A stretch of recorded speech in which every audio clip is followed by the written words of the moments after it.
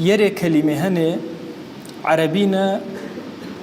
جيوشا جيا كرمي وفرخاس يوشا بريتياجا السخاوة والسخاء يوشا جود يوشا كرم. سخاوة عربينا أننا إنسان كداو هرشيوش ونكريا فرن نرم جوابو تسليم ورا كشكرو. جود أننا كإنسان ببيئاني داواج ونكريو بخشو. كريمج أننا شيء يقول أنا قد ما بخشو جورا بخشو. هرشي خاص وفرق جورا بو أنا بخشو. رب العالمين دو صفة شن صفة جواد شن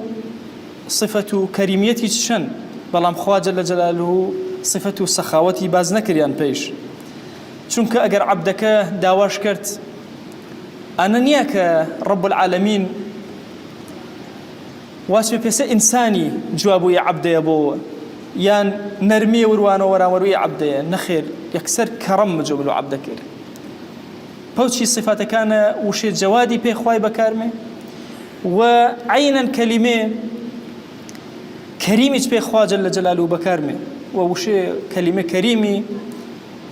زوان عربينا بي فروتشي بكارمه هرشي فر بريز وقوربو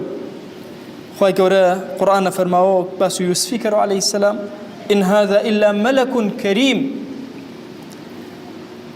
وقل لهما قولا كريما إني ألقي إلي كتاب كريم سليمان فرماو زليخا فرماو بلقيس فرماو ككتابك سليمان يشبه ملو فرماو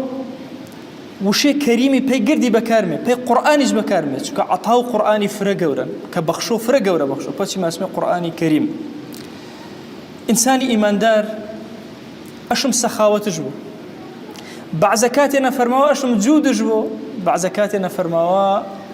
أشم شاب لا تجاوز كرو بلو بي كرمي شوي قورا بخشو يعني أجر دوا ونكريا أي مسلمان بخشة أي مسلمان أجر آماه بعض جار زانال كسي وبيويسشا بنش بخشة ببي أنا دوا كرو أي مسلمان بعض شوي كفر لا تشيرين إن بخششة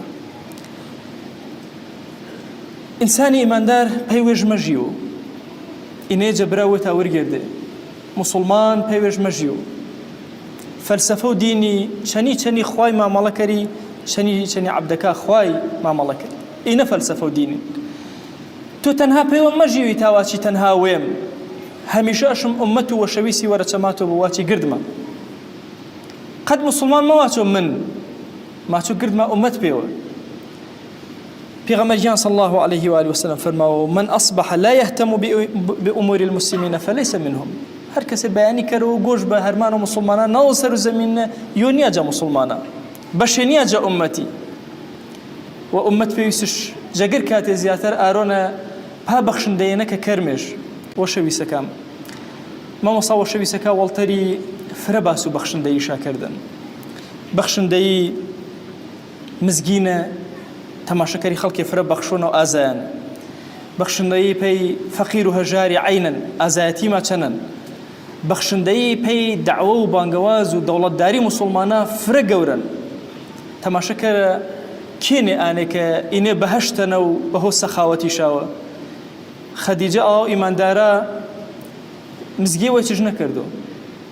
تنها اثر و تسامانه بیش گردش بخشا پینا و چیشینه پینا و دعوه و بانگوازی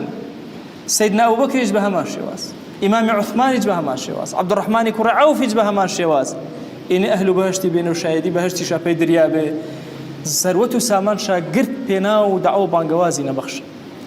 كتابه وشاب كريو مركزي قرآني ويني ياجي وانا فقيه ويني أكار بارك بي دعوين ومسلمان بانش زيابا التزامي إسلامي فرتربو ياجي وانا خلالي ويني قوش فرياقنا برش كرو بخشندهی إنساني مسلماني بيسا بحري كانن قر طرفكاوة ما شاء هيج كسمه ولا بحري نبوسو عربنا وتنشأ البحر لا يجارى كزمتا وهام سايتي بحري كرو تكون نقمش كرو قر بروجة خيرية وانا بعد صلبو مزاني كامشا قبول كريو كامشا ونور كريو كامشا قيامتنا سروبا نجبرزبو خواهي جان دوا وانا كرمي كلماتي ما كان قبولي كري دڵێ گەش و دەسێ گەشما دەپەنن یا ئیلاهی داوا وەنەکەرمێ بە ڕەحمەت و بە زەیوێڵ بكرم ورزق روزي حلال ما ذاكره بركات آسمان وزمين وجمل مارا هانا كما بيبر آوي كره يا إلهي بيرا كما بيبر آوي كره خواهيان جاگر كات زياتر إسا إما تشما كما برزنا محتاج رحمة آسمان وتون رحمته بزي والمجمل مارا. وأوصيكم أيضا بالصلاة والسلام على رسول الله حيث أمر الله تبارك وتعالى في محكم تنزيله قائلا إن الله وملائكته يصلون على النبي يا أيها الذين آمنوا صلوا عليه وسلموا تسليما. اللهم صل على سيدنا محمد وعلى آل سيدنا محمد وبارك على سيدنا محمد وعلى آل سيدنا محمد كما صليت وباركت على إبراهيم وعلى آل إبراهيم إنك حميد مجيد. اللهم اغفر للمؤمنين والمؤمنات وللمسلمين والمسلمات ولمن أنشأ هذا المكان. اللهم أعز الإسلام والمسلمين وأهلك الكفرة والملحدين. اللهم انصر من نصر الدين واخذل يا رب من خذل الإسلام والمسلمين. اللهم آت نفوسنا تقواها فزكها أنت خير من زكاها أنت وليها ومولاها. آمين آمين والحمد لله رب العالمين. أقم الصلاة يرحمك الله.